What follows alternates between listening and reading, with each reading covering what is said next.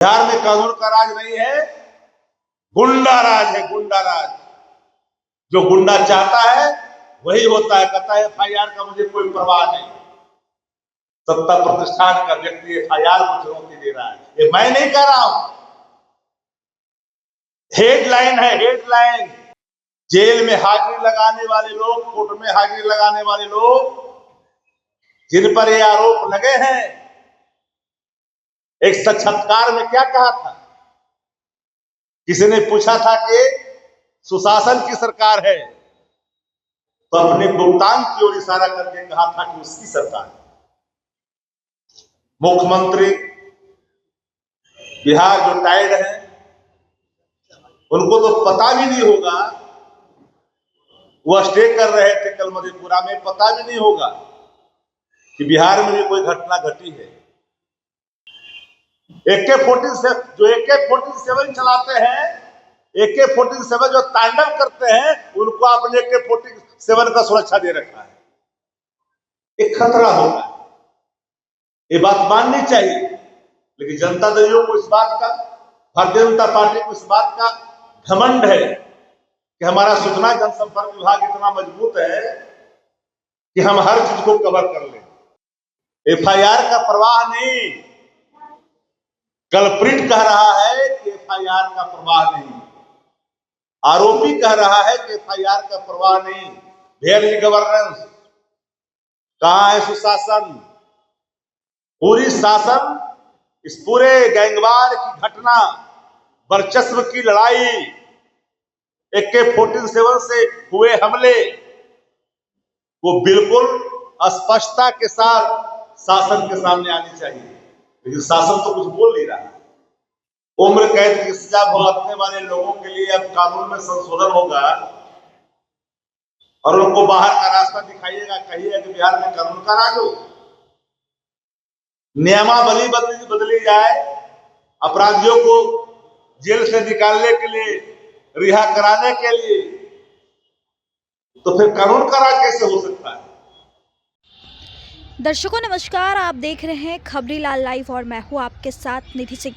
देखिए, बीते रात जिस तरीके से अनंत सिंह पर गोलियों की बौछार हुई और सोनू मोनू गैंग के द्वारा इस तरीके से घटना को अंजाम दिया गया, जिसके बाद राजद ने हुंकार भरी है। जी, राजद से मुख्य प्रवक्ता शक्ति सिंह यादव प्रेस कॉन्फ्रेंस करते हुए बिहार सरकार की जिस तरीके से अपराधियों की लगाम बढ़ती जा रही है और बिहार सरकार मौन बैठी हुई, चाहे मोतिहारी हो, समस्तीपुर हो, कई जिलों में घटना घटती है लेकिन सरकार जो है मौन बैठी हुई रहती है। इस रिपोर्ट में सुनिए क्या कुछ कहते हुए नजर आ रहे हैं राजद से मुख्य प्रवक्ता शक्ति सिंह यादव। बिहार में गिरती कानून व्यवस्था एक महत्वपूर्ण सवाल जो हर के मन में तैर रहा है। पिछले 15 दिन से लेकर के आज तक दर्जनों हत्या, लूट, बैंक रॉबरी से लेकर के बलात्कार जैसी कई घटना ने लोगों को बेचैन कर दिया है। काव्या का मामला हो, नवादा जिला का, या पटना का मामला हो, वैशाली का हो, मसौढ़ी का हो, आरा का हो, छपरा का हो, समस्तीपुर का हो, मोतिहारी का हो, बेतिया का हो, कोई ऐसा दिन नहीं जहां बिहार में सत्ता संरक्षित अपराध संरक्षण तंत्र के बोल ही रहा है। मैं मानता हूं कि बिहार सरकार का सूचना जनसंपर्क विभाग काफी मजबूत है, इस बात से मैं नकारता नहीं, लेकिन सच ये है कि सत्ता संरक्षित गैंगवार पटना, राजधानी, कैपिटल में तांडव से पीछे नहीं है। अब जनता दल यू के विधायक रहे और पूर्व विधायक ने जिस तरह की एक गुंडागर्दी, खुलेआम शासन को चुनौती देते हुए जो कल गोलीबारी हुई, एक खबर टॉप 10 खबरों में नेशनली, रीजनली, डिजिटली हर जगह पाया जा रहा है। मुख्यमंत्री बिहार जो टाइड है, उनको तो पता भी नहीं होगा, वो स्टे कर रहे थे कल मधेपुरा में, पता भी नहीं होगा कि बिहार में भी कोई घटना घटी है। राजधानी से सटे मोकामा के इलाके में भी घटना घटी है। AK-47 का तांडव चल रहा है। घर चढ़ कर करके गोलीबारी हो रही है। थाना के महज कुछ ही दूरी पर, और मुझे बेचैन इस बात ने कर दिया, बिहार का हर व्यक्ति इस बात से सहमत होगा कि कहता है कि मुझे परवाह नहीं FIR का, FIR का परवाह नहीं। कल्प्रिट कह रहा है कि FIR का परवाह नहीं, आरोपी कह रहा है कि FIR का परवाह नहीं। Where is governance? कहां है सुशासन? सुशासन बिहार में नहीं, बिहार में आतंक राज है। सत्ता संरक्षित अपराध बिहार में सर चढ़ करके बोल रहा है, और फिर खुली छूट दे दी। ये वर्चस्व की लड़ाई है। पूरे तौर पर एक मकान में ताला जड़ा हुआ था, उससे मामला जुड़ा हुआ है।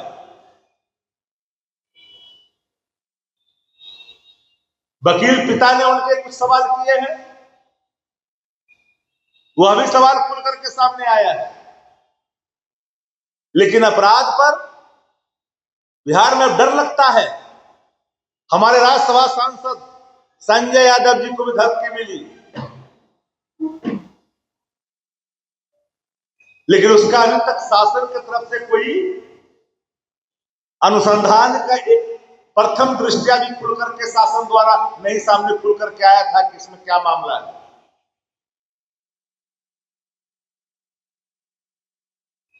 लेकिन इनके लोग, जो अपराध करने वाले लोग हैं, जो अपराध को बढ़ावा देने वाले लोग हैं, सबको आपने Z-22 सुरक्षा दे रखा है। जो AK-47 चलाते हैं, AK-47 जो तांडव करते हैं, उनको आपने AK-47 का सुरक्षा दे रखा है। ये कैसी सरकार? हम तो इस बात का स्पष्ट तौर पे कहना चाहते हैं कि अपराध के सवाल पर नजरिया साफ होनी चाहिए। अपराधी किसी के नहीं होते, ना अपराधी की जात होती है। अपराधी एक समाज के लिए, एक राज्य के लिए एक खतरा होता है। ये बात माननी चाहिए। लेकिन जनता दलों को इस बात का, भारतीय जनता पार्टी को इस बात का घमंड है कि हमारा सूचना जनसंपर्क विभाग इतना मजबूत है कि हम हर चीज को कवर कर लें। कैसे कवर कर लोगे? जनता के मन में जो बात बैठ गई है उसको कैसे निकाल दोगे? तो आज बिहार में कानून का राज समाप्त हो गया, नहीं है कानून का राज। और मैं आपको पहले ही एक कह देना चाहता हूं, इस पूरे मामले में कोई कार्रवाई भी नहीं होगी, क्योंकि सुप्रीम जो बॉस है वो दिल्ली बैठे हुए हैं। दोनों का सुध लेकर करके वो एक बड़ा बॉस दिल्ली बैठा है। दोनों को कहा कि शांत रहो, शासन कुछ नहीं करेगी, हम देख लेंगे। दोनों नाच रहे हैं सुपर बॉस के इशारे पर। जिन पर आरोप लग रहा है, जो आरोप लगा रहा है, दोनों, हमें लगता है कि आप लोग समझ रहे होंगे बातों को, मेरे इशारा कहा। और एक एक पत्रकार साथी यहां है। ऐसा नहीं कि आपके सरोकार या आपके सूचना तंत्र इतने कमजोर नहीं है कि आपको ये बात का पता भी नहीं, अंदाजा नहीं है। तो बिहार अपराध से करा रहा है, शासक अचेत है, शासक को ठंडा और गर्म की अनुभूति नहीं होती। दूसरे राज्य का मुख्यमंत्री होता, दूसरे देश का होता, तो एक क्षण भी ऐसे मुख्यमंत्री को अपने पद पर बैठने नहीं लोग देता। लेकिन सवाल यह है कि शासन चला कौन रहा है? तो शासन चला रहा है डीके बॉस। हमने एक सवाल कही थी, एक हमने सवाल रखा था शासक के बारे में। हमने कहा था कि जितनी चाबी भरी राम ने उतना चले खिलौना। हमारे शासक इस रूप में चाबी जितनी भरी जाती उतना ही चलते हैं। दो मंत्री सदैव आगे पीछे रहते हैं। उनसे बिहार में कानून व्यवस्था को अच्छा हो ये अनुमान लगाना ठीक नहीं है, वक्त आ चुका है। हम तो सही पत्रकार साथियों से कहना चाहते हैं कि बिहार हित में सबको काम करनी चाहिए और कानून व्यवस्था पर किसी को बकसनी नहीं चाहिए। पूरी शासन इस पूरे गैंगवार की घटना, वर्चस्व की लड़ाई, AK-47 से हुए हमले को बिल्कुल स्पष्टता के साथ शासन के सामने आनी चाहिए। लेकिन शासन तो कुछ बोल नहीं रहा। अगर कानून का राज होता तो दिखता। अब सोचिएगा कि एक सांसद को धमकी मिली, सही है, गलत है, फेक है, इसका तो कोई एक हेडक्वार्टर से जवाब आना चाहिए। हमारे सांसद महोदय ने पत्राचार किया DGP को, गृह सचिव को, मुख्यमंत्री जी को, गृह मंत्रालय भारत सरकार को, सभापति उपराष्ट्रपति को, मुख्यमंत्री हरियाणा को। लेकिन बिहार की सरकार की तरफ से लगाई नहीं। इस पूरे मामले को गंभीरता से ली जानी चाहिए।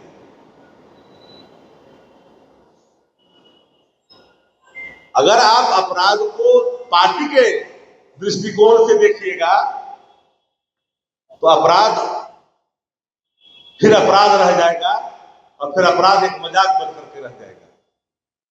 कानून व्यवस्था को बनाए रखना है तो अपराधियों के साथ कड़ाई के साथ पेश आनी पड़ेगी। लेकिन शासन कैसे कड़ाई के साथ पेश आएगी? सत्ता बचाने के लिए उम्र कैद की सजा भुगतने वाले लोगों के लिए अब कानून में संशोधन होगा और उनको बाहर का रास्ता दिखाइएगा, कहिएगा कि बिहार में कानून का राज हो। नियमावली बदली जाए, अपराधियों को जेल से निकालने के लिए, रिहा कराने के लिए, तो फिर कानून का राज कैसे हो सकता है?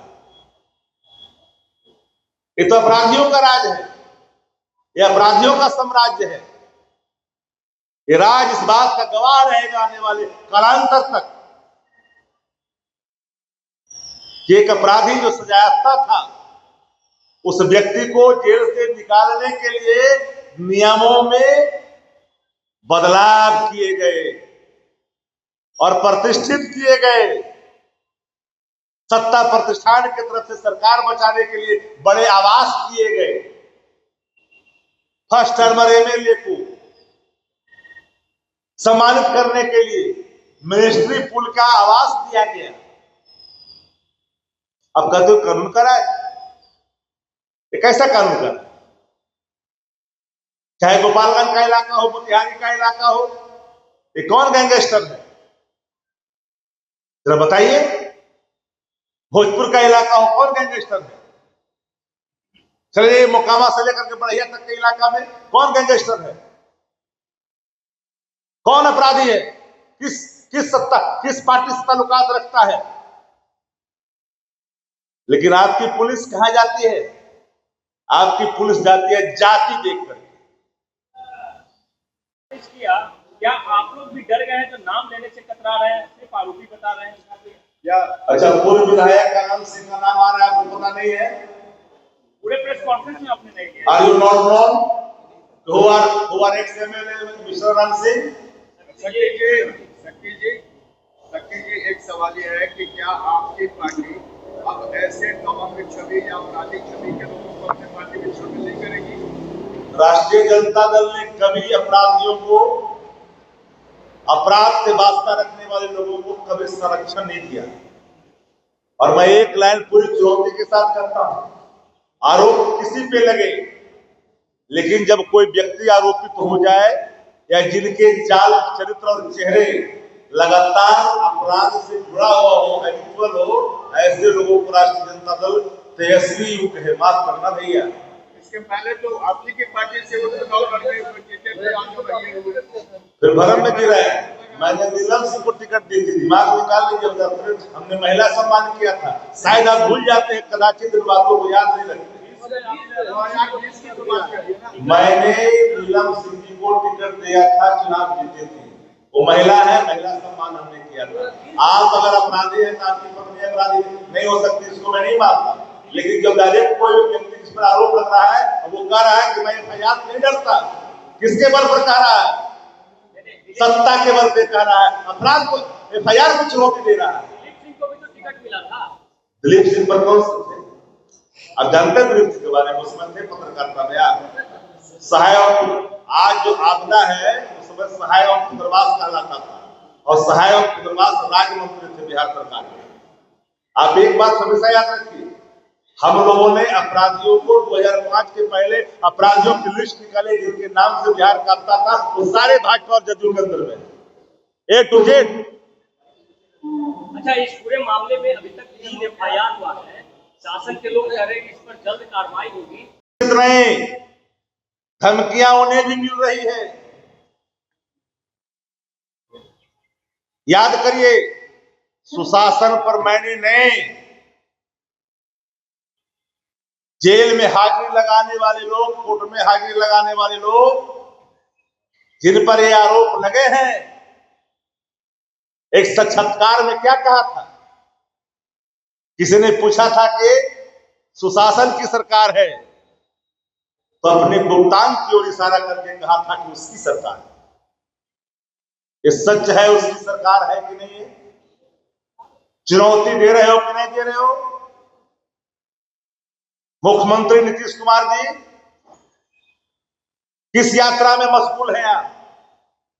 रिटायर्ड अधिकारियों ने जिस तरह का पदस्थापन, अधस्थापन कर करके बिहार को दुर्गति में ढकेला है, और अपराधी सत्ता से संरक्षित होकर करके पूरी तरह से बेखौफ। गांव में कहावत है, आप लोग जानते हैं कि सैया भय मुतवार, तो अब डर का ही डर तो नहीं है। इतने देर में तो शासन को पकड़ लेना चाहिए, अरेस्ट करना चाहिए था। खुलेआम पत्रकारों से रूबरू होकर करके सवालों का जवाब दे रहा है, और शासन चुपचाप है। लिपि सिंह आईपीएस अधिकारी ये पूरे मामले का रहस्य का उद्घाटन करके जब जेल के सलाखों में डाला था, अनुसंधानकर्ता ने साक्ष्यों ने प्रस्तुत किया, इसीलिए सत्ता के गोदी में जाकर के बैठे, साक्ष्यों के अभाव में बरी हो गए। अब अपराध की परिभाषा बिहार में बदल गई है। ये अपराधी अगर सत्ता प्रतिष्ठान का गुलदस्ते की शोभा बन जाती है, तो उनके लिए अपराध की परिभाषा ही बदल जाती है बिहार के अंदर। और मैं खुली चुनौती देता हूं सत्ता प्रतिष्ठान के एक एक नेताओं को। 2005 की बात करते हो, 5 के पहले की बात करते हो, खुले मैदान पर मंच सजा करके बात करो। जिनके नाम 2005 के पहले बाहुबलियों में नाम गिने जाते थे, आपराधिक जगत में नाम जिनके आते थे, सारे उस सुरमा जनता दल और भारतीय जनता पार्टी के साथ है। बिहार में तो अपराध होगा। एक भी सत्ता प्रतिष्ठान का कोई व्यक्ति शाम से कोई प्रतिक्रिया नहीं दे रहा। सुशासन की बात करने वाले लोग चुपचाप बैठे हुए मुंह दबा कर करके। कानून अपना काम करेगा, कल होकर के ही जवाब आएगा। ये कैसा कानून, किस तरह का कानून? सुशासन को जो भद्दी गाली दी थी, उस व्यक्ति को आपने अपने गोद में बैठा कर करके साक्ष्यों के अभाव में बरी करवा लिया। जाति नहीं होती। आपकी पुलिस सूंघती है दारू को खाली, लेकिन दारू बिहार में कहां से आ रहा है इसको नहीं पकड़ती है। रोड पर लगा के, मशीन लगा करके उपलब्धता के आलोक में सेवन करने वाले व्यक्ति को सूंघ करके पकड़ करके पैसा लिया जाता है। अरे भैया, माल कहां से आ रहा है? बड़े कंटेनर कहां से आ रहे हैं? वो सब अपराधी लोग करवा रहे हैं। बड़े बड़े जितने भी अपराधी गैंगस्टर हैं, उनका ही मुख्य व्यवसायिक सत्ता संरक्षित है ये, और उम्मीद करते हैं कानून का राज बिहार में रहेगा। बहस करने एनसीआरबी की रिपोर्ट के आलोक में हम तो 90 से लेकर 2005 की बात करते हैं, और 2005 से लेकर 2024 और 17 महीने के कालखंडों को भी हम चुनौती के साथ करते हैं। उस पर भी बात कर लो, तथ्यों के साथ और मंच सजाओ। लेकिन आपने सब अपराधियों को अपने आंगन का, अपने गुलदस्ते का शोभा बना कर करके कानून का राज यहां कैसे चलाओगे? बिहार में कानून का राज नहीं है, गुंडा राज है, गुंडा राज। जो गुंडा चाहता है वही होता है। कहता है एफआईआर का मुझे कोई परवाह नहीं। सत्ता प्रतिष्ठान का व्यक्ति एफआईआर को चुनौती दे रहा है, ये मैं नहीं कह रहा हूं। हेडलाइन है, हेडलाइन किसी व्यक्ति का जिस पे आरोप लगा, उसके वक्तव्य है कि मैं परवाह नहीं करता एफआईआर का। ये शासन को खुली चुनौती है। तो ऐसे ही हम लोगों ने कोई मिथ्या आरोप नहीं लगाया था कि 2 दिल्ली में है बैठे हुए, 2 पटना में है, एक रिटायर्ड अधिकारी है, इतने ही लोग शासन चला रहे हैं, सुपर सीएमडी के बॉस है। कोई गलत मैंने हम लोगों ने नहीं कहा, हमारे नेता आदरणीय तेजस्वी ने गलत नहीं कहा। इसलिए आज बिहार में कानून का कोई राज नहीं बचा है, गुंडा राज चल रहा है। और गुंडा राज का संरक्षण करने वाला 2 पटना में, 2 दिल्ली में बैठा है। रिटायर्ड अधिकारी यहाँ पर स्थापन उसी के आलोक में हो रहा है। जितने अच्छे अच्छे अधिकारी यहाँ हैं, सब सेंट्रल लाइन में ठंडा घर में बैठा दिया गया है। सब ठंडा घर में।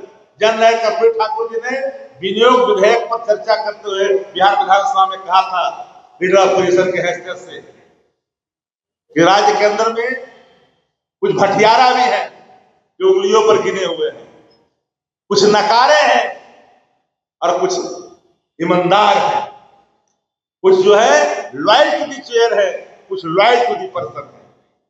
तो अधिकारी अच्छा वही होता है जो लॉयल टू दी चेयर होता है, जो लॉयल टू दी पर्सन, ये नॉट गुड ऑफिसर। ऐसे ऐसे लोगों को पदस्थापित करिएगा, कानून का राज बिहार में चाहिए। अब गुंडा राज से बिहार की जनता मुक्ति चाहती है। बहुत बहुत धन्यवाद। तो आप सुन रहे थे शक्ति सिंह यादव को। उन्होंने सीधे तौर पर अनंत सिंह पर हुई गोलीबारी को लेकर प्रेस कॉन्फ्रेंस जारी की, जहां पर उन्होंने सरकार की मौन बैठने और सरकार कोई भी एक्शन ना लेने पर अपनी प्रतिक्रिया जताई है। इस रिपोर्ट में बस इतना ही। देखते रहे खबरी लाल लाइव। बहुत बहुत धन्यवाद।